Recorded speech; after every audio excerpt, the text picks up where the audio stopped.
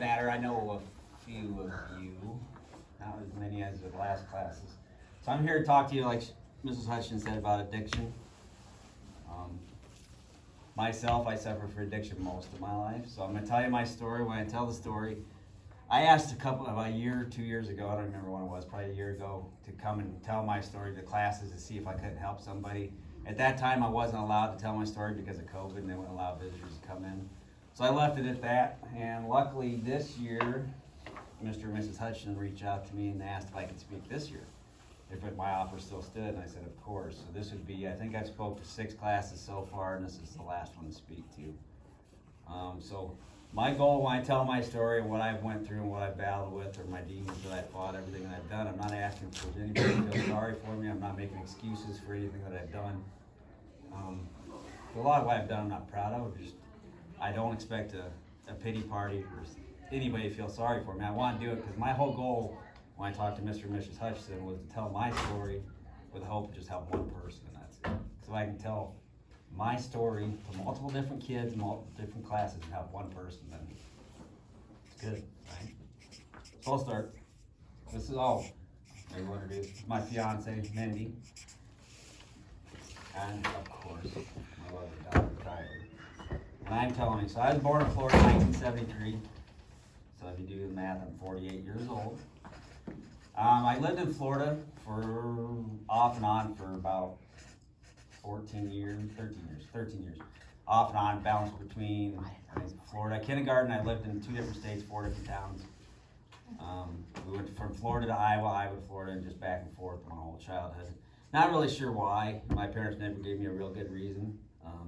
As I tell my story, you'll hear me talk about my mom a lot. Maybe not a lot, but you'll hear me mention my mom, and you'll hear me say Dad now. I won't. For the rest of the time, I will refer to him as Tom and only Tom only. And I'll get into why I only refer to him as Tom. So yeah, I was born in Florida. I lived there, I think, up until 3rd, 4th grade. Then we moved to Iowa. And 6th grade was the last time we moved for the last time, and moved to Webster City, Iowa. That's where I would call Webster City, Iowa my home. Up until then, I had very little friends, very antisocial. I didn't, even today, I have very little acquaintances. To be honest, it's hard to break through my stubbornness or whatever you want to say. But I was always afraid as a kid to make friends because if I did make a friend, my parents would always move, so it didn't matter. So I just tried to avoid making friends. So when I moved to Webster City, I had developed what you would call a complex, things like that. So I've always been a very angry person, even at the age of, 6th grade would be what age? 12 years old. First thing I did after I got to, I think I only lived in Webster City for maybe a month or 2 before I got my first bike. Out by the bike rack at Jeff Gym, which is still actually, I think, still exists in Webster City, Iowa, right in the middle of town. From there, believe it or not, I met her. She was my first girlfriend. We met at the age somewhere around 13, somewhere around there. So we started dating at the age of 13.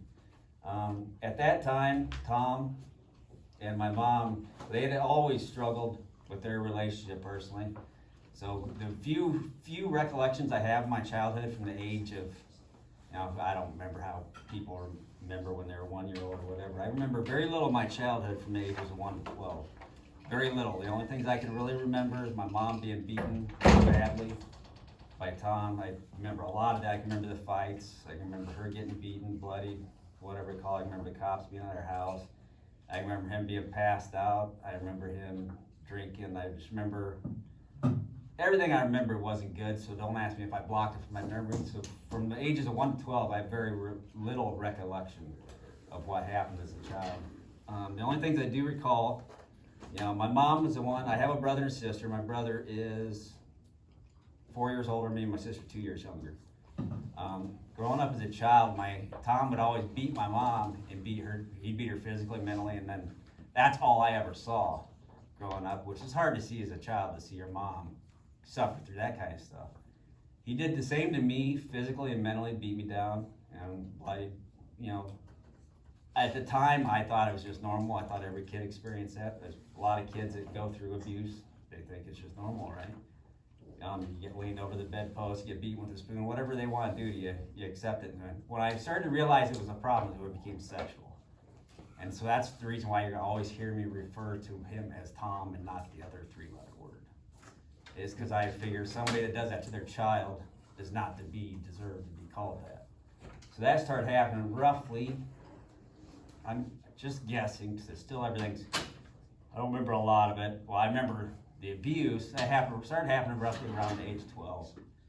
The sexual, physical, mental abuse continued up until, I'm guessing 13, 14 years old. The sexual abuse stopped finally when I stood up for myself, just because that time I must have made him realize that I wasn't going to put up at least with that part of it anymore.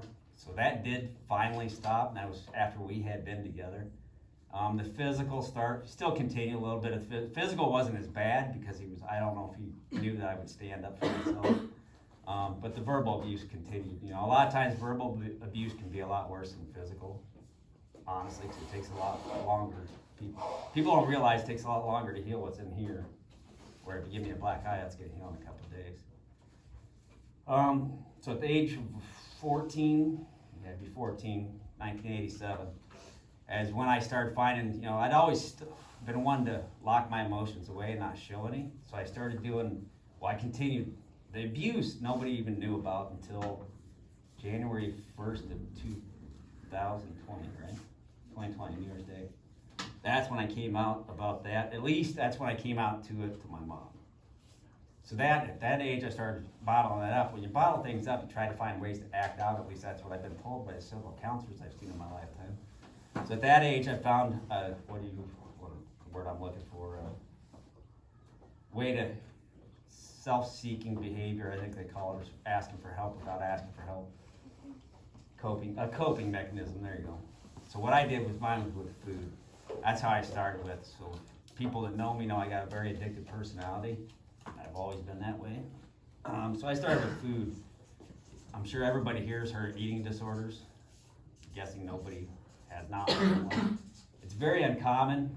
It's very uncommon for a man to come out and say he has one, at least still in today's world. Back then it was still the same thing. You know, it's a stereotypical to say that it's always it's a woman's disease, it's a girl's disease, but it's not. So I suffered for what they called anorexia nervosa. That's how I started to act out against everything. Anorexia nervosa, if nobody's familiar with it, anorexic people starve themselves. They just refuse to eat, plain and simple. The nervosa part comes in because you got two types of eating disorders. You got anorexia and you got bulimia. Anorexics starve themselves, bulimia people binge and purge is what they do. So they binge on a ton of food and then they throw it up. So you can either be one, you can either be anorexic, bulimic, or you can be both. If you suffer from both, then you're called anorexia nervosa. That's where you either starve yourself like I did, or you binge and purge, which I did. And I did that for quite a while. She was with me when this was going on. When I entered the hospital in October of 1987, because I shouldn't have said, when Tom and my mom committed me to the hospital because I refused, as I will multiple times throughout my life, that I had a problem. I thought I had control, that I wanted to stop, I could. They admitted me to a facility in Story County in Nevada, Iowa. It was basically a lockup. So it was like a hospital. I was put in a hospital room. I was 107 pounds when I got put in. I wish I could find pictures just to show people because I look like a skeleton. Which was weird because I'd look in the mirror and I'd see myself as fat, but yet if you saw me go in the hospital, I weighed 100, basically the same body frame. I'm probably 5'7", I'm 5'8" now. Weigh 160, but I was 107 pounds. So when I got put in, I was extremely dehydrated, obviously, malnutrition, so they put me on IVs. Made me eat. I was not allowed to go to the bathroom without a nurse being right there. I was in my room. The bathroom was locked at all times. They'd have to escort me into the bathroom and then be in the bathroom with me. I went through a lot of counseling. I was there for 30 to 45 days. I don't recall exactly. I have the exact dates on my phone. But during that time there, I met one person that actually, I think, helped me, and his name was Pat McManus. Nobody's here has heard of him. Probably, you might have heard of Rock and Prevention. Maybe, maybe not. They came to Iowa Falls. I brought him here actually in the early 2000s. So Pat started the company. He was actually, at the age of 14, he was the only therapist that I trusted. He's the very first person that I ever told about the abuse, actually. And He's an awesome guy. Yeah, He's a great guy. Tony and I made the connection that Pat McManus and Rock and Prevention came to my school in Northwest Iowa back in the 80s, or late 80s, I think. Maybe it was the early 90s. But it's neat that we both have had a chance to work with him. Yeah, so back then, he was the only therapist that could break through my thick skin or my stubbornness, so to say. So I developed a rapport with him. I think I got out of the hospital, I got looked it up, it was in November of '87 from the lockup facility, and I continued to do outpatient treatment. Me and her were just talking about this the other day, because she said my mom brought up something. I do recall living with a family in a house. And again, I don't recall a lot of my childhood because I tried to black a lot of it out. I remember outpatient consisted of living with this family, I think it was only 4 days a week, but I could be wrong. I did that up until January of '88 when I graduated the program. It's a funny thing, to this day, on my side of the bed, I actually have the book they gave me when I graduated with the exact dates, what I weighed when I went in the hospital, and what I weighed the day I came out, along with contact information and phone numbers and that kind of stuff. So I got out of there in January. You know, you think when you get out of there, you're cured, right? Well, when you're an addict, because that's an addiction, you know, an addiction can be anything from, you name it, food, to sex, to shopping, to gambling, to drugs, to alcohol, to nicotine, I mean, the list goes on and on and on. But what a lot of people don't understand is once you're an addict, you're always an addict. You never get cured, quote unquote. So I thought I was good, and I did pretty good after I got out of the hospital for a while, and then I relapsed. Does anybody know what a relapse is, or what the definition of what a relapse would be? Anybody? No. So what a relapse is when you go back, so you get out of the hospital, like say if I get cured or got out of the hospital from any disorder, I'm good. You relapse, going back to exact same bad behavior you had before, except worse, typically, because they say all relapses happen worse. You start off at the day you left off, but then you get worse. So I did that. I relapsed, started right back into the same thing, binge, purge, starve myself, do whatever I had to do. I did that several times.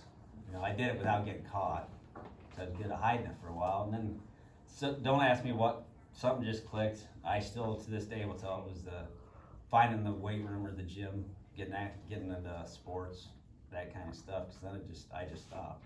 Started lifting weights, running, that kind of stuff. The anger issues never stopped. I continued to fight even at that age, a lot. At the age of 14, I found alcohol for the first time.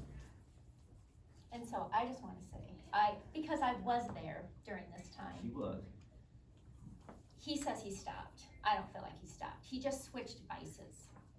He switched vices from controlling his food and feeling like he could control that to alcohol. And we've kind of talked about that before. It's like we just go from different vices. He just, instead of pushing all of that hurt down with the food, he would push all of that hurt down with the alcohol. And that did it for him. It helped him at the time. Is that accurate? That's accurate. That's my recollection. Because that alcohol is what we broke up from that. Yeah, so I found my first drink Yeah. at the age of 14. And to be honest, like a lot of people, the first drink was fun. And it continued to be fun for a while. I honestly did. Like she said, it did ruin our relationship. I decided to break up with her for just the partying scene. I wanted to party. She didn't want to be part of it. She didn't want to party. So I figured, I'd get rid of her, party. And the drinking did start out fun. It honestly did, until, you think like me, even with my eating, I think I could control it. And a lot of the times I did. So I'd start with the normal Friday night party with the boys, maintain a job, get good grades. Turn my Friday night into Friday, Saturday night. That's fine. Still Friday, Saturday night. I'm still going to my job, not missing school. Then next thing you know, it's Friday, Saturday, Sunday. But I'm still holding down good grades, holding down pretty good job. And then next thing you know, it's every day, 7 days a week. I'm drinking before school. I keep telling myself I don't think it's gonna be a problem. Because you convince yourself you don't have a problem, you're not an addict, it's not an issue if I can maintain good grades, hold down a job, and live a normal life, and hide it, basically, is what I thought. So I did. I graduated Webster City High School with a very like a 3.5, somewhere around there, 3.6 GPA, so I figured that's good. Maintained good jobs for the most part. I did get fired from Hy-Vee once for passing out in the break room. I showed up to work drunk, passed out in the break room at like 6 o'clock in the morning to unload a truck, so they terminated me. That was my first job I lost for drinking. But back then I still didn't think I had a problem. I would go to a lot of parties. Again, it was my drinking, it got so bad that even in my senior year of high school, I would drink before school and I would drink after school. When I worked at Hardee's, I worked at Hardee's in Webster City. I was a shift manager, so I was in charge of the plant. I would send people to buy my booze for me, and then I'd hide it in the, you walk around with the Hardee's cup, I'd stuff the can of beer down in that and put a straw through the lid. That way I could have a drink while I worked. Still, I didn't think I had a problem, that I was fine with it. I'd go out and get in a lot of fights. I'm not a big guy, obviously, you can see that. I'm 5'8", 155, 160 pounds. I was about the same size then, maybe a little bit heavier, but I always picked the biggest fights. So drinking caused me, I can tell you every one of these teeth other than one on my top mouth are fake. Cause I've either had them knocked out, well, most of them have been knocked out, honestly. I've had well over 200 stitches. I had 37 stitches in this eye alone. A couple broken noses, a couple broken hand, you name it. And it was all from drinking and fighting, thinking that a lot of it I contribute to my anger because I get mad. I fly off the handle, I see, you heard people talk about seeing red. That's me. I just black out, I get so mad that I black out, and easiest way to do is take it out with my fist. And of course, when you're drunk, you take it out on a 300-pound guy. It didn't work out in my favor most of the time. I did that up until 93. I was still, I think I'd only lost the one job then, so 93, I got in probably the worst fight I've ever been in. I don't remember anything about the fight until the next day, or the morning, whatever it was, when I woke up to my mom standing over me in the emergency room. At that time, that's when I got 37 stitches in this eye. I had a broken nose, concussion, a couple cracked ribs, broken hand, I don't remember what else it was. From what I heard the night before was I decided that it'd be smart to dump a beer over the top of a guy's head and then pick a fight with, I don't remember how many people it was, and I just got beat silly. Got rushed, they ended up calling 911, rushed me to the hospital in an ambulance. That was all cause for drinking. After that, I decided, you know what? And it's a common thread if you hang around with addicts or people that have a problem, you think you can run from your problems. So then I said, you know what, I'm out of here. I'm done with Webster City, I'm moving to Minnesota, so I did. January 94, I enrolled in Mankato State College. I graduated Iowa Central College. So I moved to Mankato State, Minnesota, figured I can just run, if I can run from my problems, I'll be fine. So I went up there, enrolled college, held down a good 60, I worked 60 hours a week, plus went to college full time, but yeah, I still had to fit in my drinking. It's funny because you look at my college transcripts, I went from a 4.0 to 3.5 to 1.6. So I'd always valued my grades, and they tanked really high, and that's when you tell when I found the party scene. When I lived in Minnesota, partying was just nothing different. I got a couple pretty good fights, but I really convinced myself living there that I didn't have an issue, that I wasn't an alcoholic, and that I could control it. And I did that a lot by working 60 hours a week and going to college full time. I did that up until 1996 when I graduated college with 2 bachelor's degrees, one in criminal justice, one in political science. I moved to Iowa, back to Iowa. Minnesota, I take that back. Minnesota, I got put in the hospital twice. One time I don't remember either. Other stories I can tell you about in Minnesota, I can remember waking up, passed out in my own vomit on my front stairs in my apartment, not knowing where my truck was. I mean, I go on and on with stories, but I don't have the time. Just go back, I'll get into the more stuff that I want you guys to hear so you realize what it can actually cause. So in 1997, I believe it was, 97, I moved to Iowa Falls. I moved to Iowa Falls to become a police officer. So I'd gotten lucky with my drinking as much as I drank, and then all the fights that I'd got into, I'd never been charged with anything, I'd never been caught. Other than a simple possession underage, which if you're under age 18 doesn't stay on your record. So I got lucky. My dream as a kid was to be a cop, so my dream came true. I kept my nose clean, just clean enough that my criminal record showed it. I had a good GPA and 2 4-year degrees, so I just came to Iowa Falls. I interviewed 2 places, Iowa City and Iowa Falls. Iowa Falls offered me a job first, so I came here. I was a police officer, I think came in September of '97. I went to the police academy, graduated the police academy in March 27th, 1998. That's actually the last day I ever spoke to Tom. So that's 23 years ago. And as far as I know, he lives in Webster City still, I'm pretty sure. And the funny thing is, that was actually her birthday too. But March 27, 1998, I graduated the academy, and I remember what happened. He was in the audience, and it just got completely out of hand, and me and my brother and sister decided that we'd had enough, and we cut ties. So that's the last day I spoke to him. To this day, I ain't gonna say what I do. I occasionally just look to see if he's still alive, that's about all I do. We're working on that still. We're working on that. That's part of the anger thing. So I did graduate the academy, became a cop. I did that for a long time. You know, my first child was born in 2000, Chaz. Taylor was born in 2001, Kylie in 06. Kylie, I lost my job as a cop before Kylie was born, so I continued the job as a cop. I did pretty good there for a while. I think 3 years. I managed to only drink on my days off. It was funny now that I think about it, because being a cop is a very public figure, so I always, a true alcoholic in denial will do everything and anything they can to hide their disease, because it is a disease. They'll do anything. They don't want people to know that they have a problem. I didn't think I had a problem, so I would find various surrounding towns to go buy my alcohol at. I'd drive to Hampton, I'd drive to Webster City, I'd go to Clear Lake, Mesa City. It didn't matter. I'd find somewhere on my days off to go stock up for my booze for the next week. And I'd do that every day I had off from being a cop. So I'd drive, get my day off, I'd spend it, find the nearest town, buy the alcohol I needed for the next week. And I did good, kept it under control for about 3 years, and then it started to get a little bit out of hand, where I would drink a little bit too much, and I never got caught. I can tell you, I know darn well that I showed up under the influence to work as a police officer wearing a badge and a gun a few times. Where it got to be a real big problem is when I joined what they call the Mid-Iowa Drug Task Force, and that's where you went and served arrest warrants. And I showed up, they called me in at 2 o'clock in the morning, I showed up drunk, which is about the stupidest thing a person could do, right? You show up drunk with a bunch of state patrolmen and the cops and sheriffs. Obviously, they're gonna smell and be able to see the signs and symptoms. So I had 2 choices. I had 3 choices. I either quit, get fired, or I go to treatment.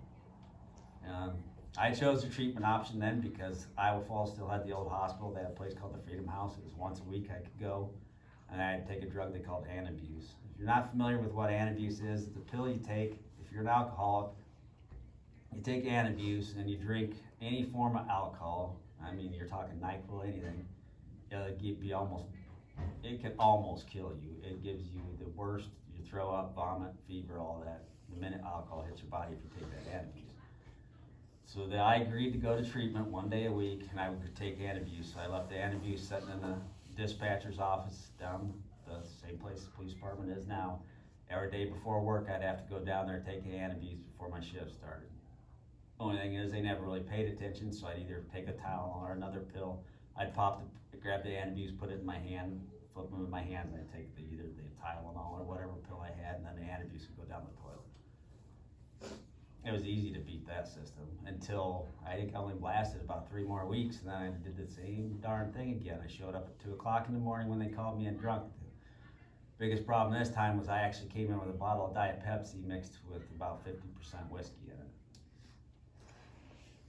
That obviously did not go over well, but yet, I still convinced myself I didn't have a problem, right? I lost my job that day. It was Ron Kufis at the time, who's retired, actually came to my place, and it hurt. I had to turn in my badge, my gun, but it was the right thing, obviously. I don't blame him one bit. Did the right thing. It was stupid. When in hindsight, it's always 20/20, right? So I lost my job for drinking there, but yet, that would have been 2001 when I lost my job, July or August of 2001. From there, I still convinced myself I didn't have a problem. I ended up getting hired onto a company, Cargill, in town, and Worked there for 17 years, which was it was a good job. The only thing is, it was a lot easier to drink there, which didn't help me. I would actually take it as the same thing every time. It was the 20-ounce bottles of Diet Pepsi, either filled half with vodka or half with whiskey. I would buy 2 20-ounce bottles every day. I'd drain half of it out and I'd top them off with whiskey or something. I'd put them in my lunch box and I'd take it to work. I'd wait till 3 o'clock in the morning if I was working nights, and I'd start drinking them, so I'd have a good buzz going by 7 o'clock or 6 o'clock in the morning when I got off of Cargill, and I'd finish up so I could pass out by 8 o'clock in the morning and get up and pick my kids up from school. I did that for a long time, working shift work, so I'd rotate shift work. And then I got promoted in 2007 to a day job as a supervisor, which was not good for me. For an alcoholic, it wasn't good because I was home every night. So it made drinking even easier because I didn't have to quite go to the extent to hide it. I could just drink at home every night. So I did that. Did that up until, I did that for a long, long time. I lost my job with Cargill in 2018, is that right? Yeah. I think it was 2018. I did not lose it for drinking. I lost it I still to this day don't know why, I think it was downsizing or what it did. But when I lost my job in 2018, I took a very big downward spiral. And yet I still deny I had a problem. I know I did now, but my life I went from 0 to 100 as I typically do, and very quick.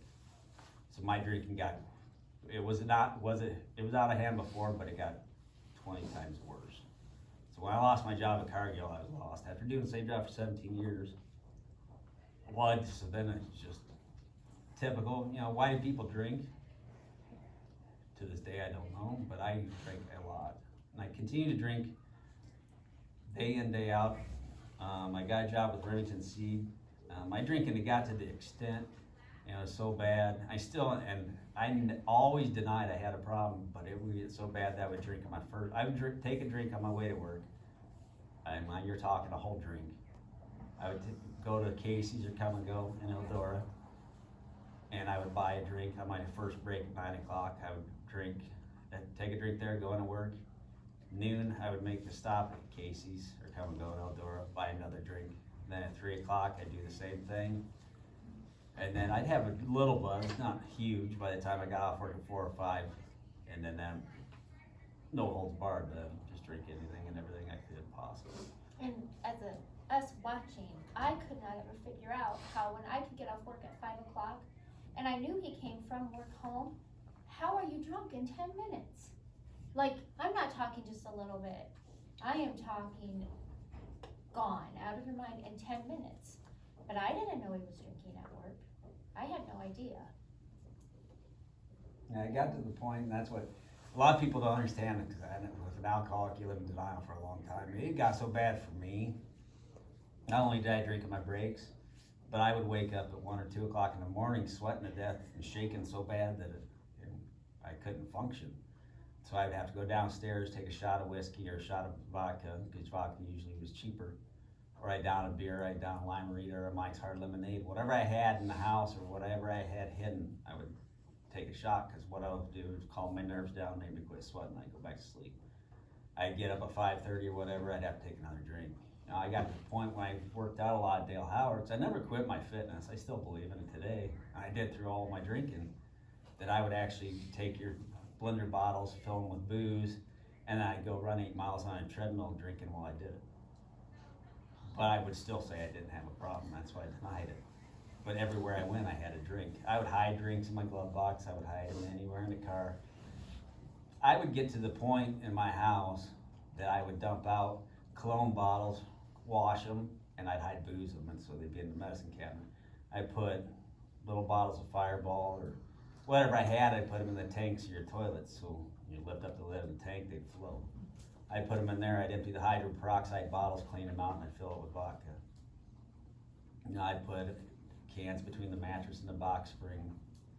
To this day, I think you said one of the best hiding places I had in my long sleeve shirts in the closet. On the back side of the closet, I'd hide a bottle in my sleeve and I'd tie it at the end. I had what I thought were some of the best hiding spots that were so good that I'd get so drunk I couldn't remember where I hid them. Honestly, I'd wake up the next morning trying to find a drink, and I couldn't find it because I was too drunk the night before when I hit it that I couldn't remember where I hit it. People, and the whole time I did this, I kept thinking, nobody knows. You're only fooling yourself. I did first. How much more time do I have? Okay, so go. You got sick, that's when you Yeah, got sick. so That's what 2018 when I started. lost my job, and then I was drinking, at the time, at top of, worst I ever got, I was drinking 2 bottles of vodka a day, plus Mike's Hard Lemonade, and plus whatever, so. Those that don't know, with 2 bottles of vodka, I'm talking 2 bottles of vodka, that's 1,500 milliliters, that's a lot of booze. I've been arrested twice for OWI. The first OWI I got was my oldest daughter Taylor's first start at varsity basketball. Played in Eldora, I was living in Iowa Falls. I downed a bunch of Fireball on the way there, watched her play, because that was the first game she ever started on varsity. And as I was coming back home, to this day, it's kind of a blur. I know I had Fireball hidden in the truck. I came back on the back way from Eldora to Iowa Falls. I hit Highway 65, and if you're familiar with 175, 65 goes southbound, 175 is east and west. I don't know what went through my mind or why I did it. To this day, if I was trying to kill myself, I might have been, I don't know, but I just gunned it. And from what the cops told me is when I went off the T intersection of Highway 65, 175, they estimated the speed at least 85, 90 miles an hour. They said had I not ducked, I'd be dead because the sign went straight through my windshield and ended up embedded in my driver's seat. I remember getting out of my truck and then just leaning up against it and calling 911 and waiting for the cops to come and arrest me because I was drunk. I knew that. I blew almost to legal limit or illegal limit is .08. I blew like a .296, something like that night. So that's almost 3 times the legal limit. That was my first OWI. So I lost my license for 6 months, walked everywhere. Just made it a little bit more difficult. I'd have to carry a backpack and go to the convenience store, the liquor store, so I could put my booze in the backpack and then get it home. We always find a way, right? So for me, it got to the point, my life revolved around the drink and that was it. Got my second OWI in October of 2020. October 2020, got my second OWI. The years run together. You think as a family member watching, after all these stories, you think they're gonna learn their lesson. But when are you gonna hit rock bottom? before that, though, is, like she said, it was my health. So I was drinking 2 bottles of vodka a day, and it was weird, because I'd get to work, and it hurt to bend over, and I couldn't figure out why. I've always been one to try to stay in shape if I could. That's why I drank vodka, because it had fewer calories. But my belly started getting bigger and it distended, and that's honestly the way an alcoholic thinks. I know. And I couldn't figure out why, but every time I bent over, it hurt. I didn't know why. And started getting what they say, jaundice, my eyeballs were yellow, my skin was yellow. At that time, I just went to the hospital, they did a blood test on me and diagnosed me with cirrhosis. So if you don't know what cirrhosis is of the liver is deadly. If you drink enough alcohol throughout your lifetime, what you'll do is you'll kill your liver. You gotta have your liver because it takes all the toxins out of your body. So cirrhosis attacks your liver when you drink alcohol. Alcohol kills your liver, turns it into basically a rock, is what they call it. So they diagnosed me with cirrhosis. So what happens is that they cannot get the toxins out of your body, they back up into your body. That's what caused my stomach to get distended. And your skin turns yellow because that's basically toxins and urine throughout your whole body, and you get jaundice. So I had to go in and have an incision on the right side of I think it was the right side of my stomach. They inserted a tube in there and drained the liquid out of my stomach into a mason jar, which looked like urine, basically is what it looked like. At that time, I want to say my blood work indicated that I don't remember what the mortality rate was, but if I would have continued drinking at the rate I was drinking, they said, 3 to 6 months, probably tops, I'd be dead. They kept telling him over and over, you're going to die. You're going to die if you don't stop drinking. And he still didn't have a problem.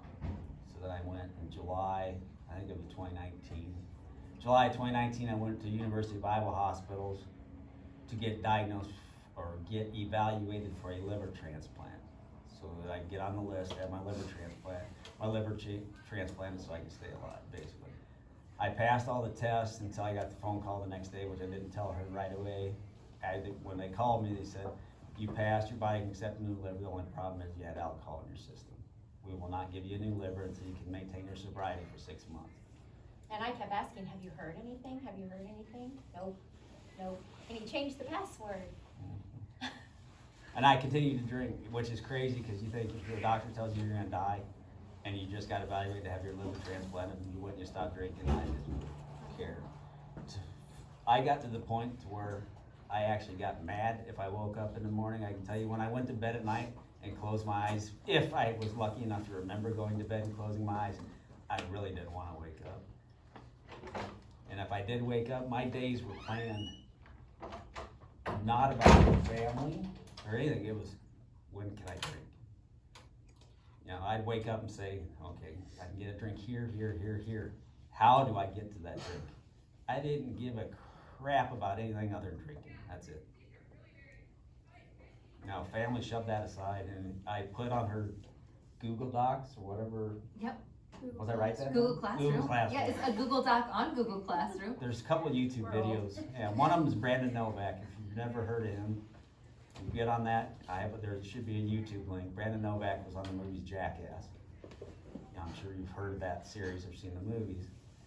He was a recovering addict, so he's in recovery. And I love how he says it. He describes himself as an active addict. If there was him here and his addiction here and his family in the middle, and his family and his addiction were calling at the exact same time, he would shove his family aside in a heartbeat to answer the phone from his addiction. That was me, 10 times 10. I didn't care. I didn't care if I lived or died. You know, I was happy. No, I won't say happy. I was miserable. But at least as an addict, I knew what was going to kill me. Now, drinking. I didn't care. If I went to bed at night and didn't wake up, so I got to that point where I still don't know why I chose to go to treatment. I went to treatment for my very, very first time in Gilman, Illinois. I got sober I was there for 23 days, got sober for 30, maybe 30 days. I don't know.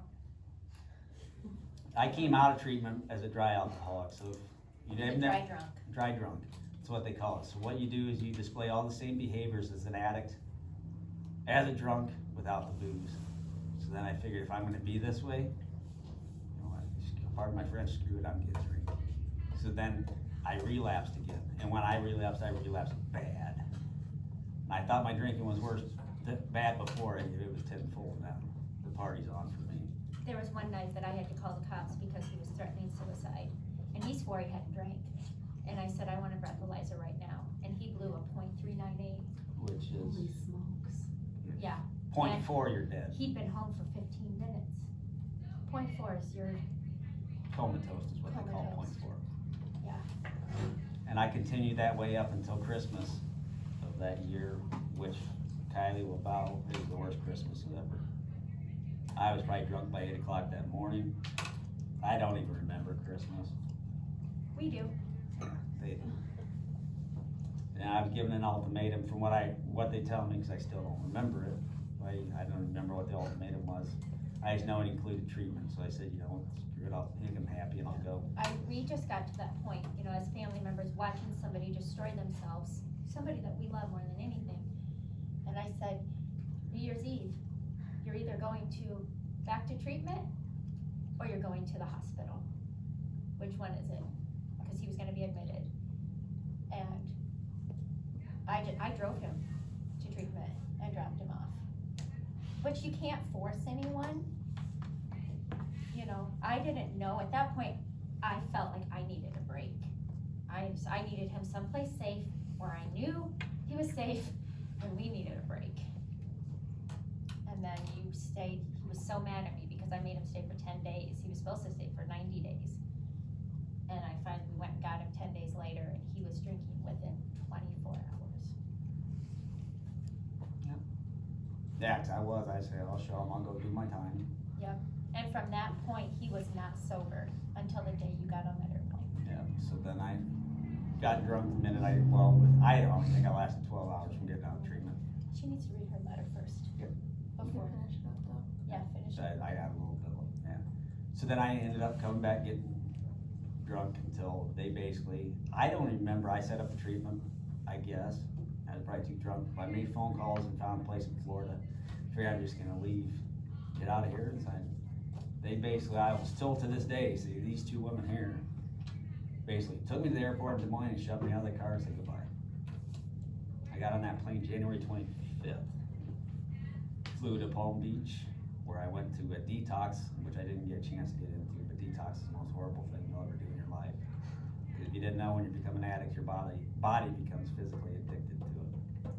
So I went through a detox where they monitored you medically, and I went to a treatment facility, and I stayed in Florida for 43 days.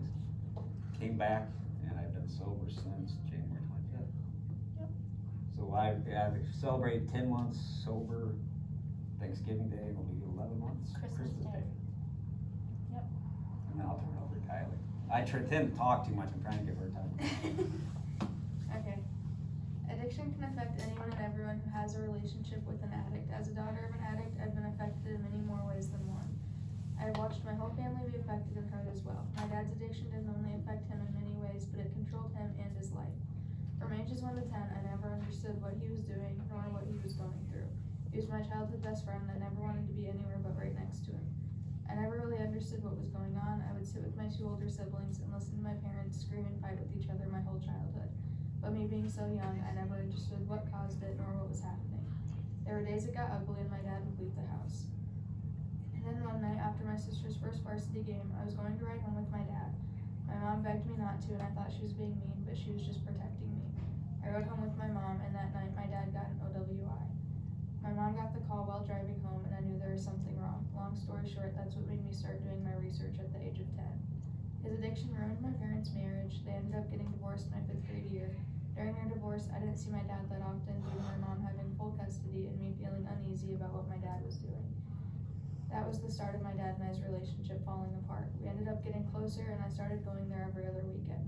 At that time, I knew and understood what was going on, and whenever he was gone, I would search the apartment from top to bottom for alcohol, and every drop I found went down the drain. I would do it by myself, in front of him drunkenly standing there, or in front of my friends. I didn't care, I just wanted the alcohol gone, and I did all I could to make it be gone. My 7th grade year is when things got ugly between my dad and I. I would get calls and texts, whether it was 1 in the afternoon or 1 in the morning. Although I knew he didn't mean anything he said because he was intoxicated, those words dug deeper than he knew. That's when I made the hardest decision and decided to stop contact between my dad and I. I had his number blocked and didn't bother talking to him or checking up on him because I was hurt. Although it was hard, I did it. That lasted about 2 years, and the only contact we had was on the holidays, and he would send me a quick text. At the end of those 2 years, I found out my dad's health took a turn for the worse due to his heavy drinking. That's when I decided to start talking to him before I lost my last chance. My dad had tried getting sober and getting help, but had failed and continued to relapse. I went to my dad's for Christmas of last year, and it was easily the worst Christmas I have ever had.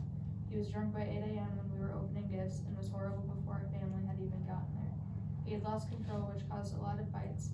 My stepmom gave my dad the decision to either get help or she would call him in and have him arrested. I was losing hope of my dad getting better, but he proved me wrong and ended up flying to Florida to get help January of this year and has been sober since. I couldn't be more thankful and proud of how far he's come. But being a daughter of an addict has affected me in so many ways. It caused my mental health to take a turn for the worst. It made my self-esteem go down to rock bottom. I was constantly asking myself, why me? Why do I have to deal with this? It made me turn to things that aren't healthy for your body, and luckily I've come out of that. It put me in a dark place, even though he didn't think it had affected me. My brother still doesn't have contact with my dad for his choice due to the hurt that he has gone through the past 21 years of his life from the actions and words of our drinking dad. Luckily, my dad got sober and is continuing to be sober. It was an emotional roller coaster, and I'm so happy that I have my real and my sober dad back. He's a whole new person. I will forever be thankful for my stepmom who came into his life and helped him change for the better. She's a blessing to this family, and I don't know what we would do without her. I'm so thankful to have him still with me today, as tomorrow almost wasn't possible for him not that long ago. His addiction ruined my parents' marriage, my relationship with multiple people, and his relationship with his 3 kids. If you know anyone who is an addict themselves, or someone who is close to or has a relationship with an addict, be there for them. Listen to them, bring them up, and help them through it. Don't bring them down and make snarky comments about it. They're possibly already on their way to their rock bottom. You want to stop them from getting there, not make them get there that much faster. Being rude about it will only make things worse. You'll never understand it until you go through it yourself.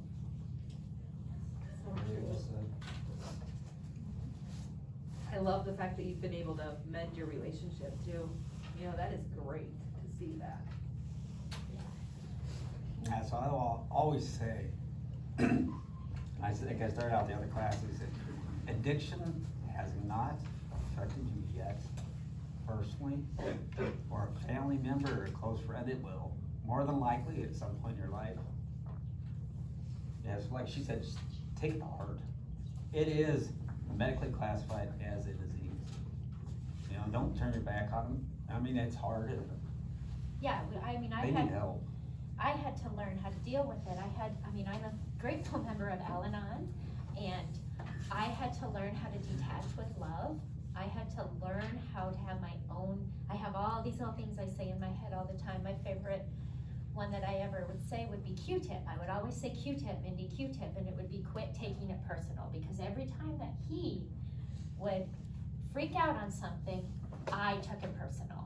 And that has been one thing I've taught my kids. I've taught, just remember that Q-tip. If you didn't cause it, you didn't do anything, and you know deep down you didn't do anything.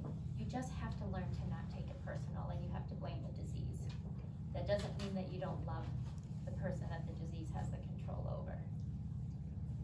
Because an addict will, like me personally, I didn't care about anybody, but it's very selfish. I didn't care anybody about them except for myself.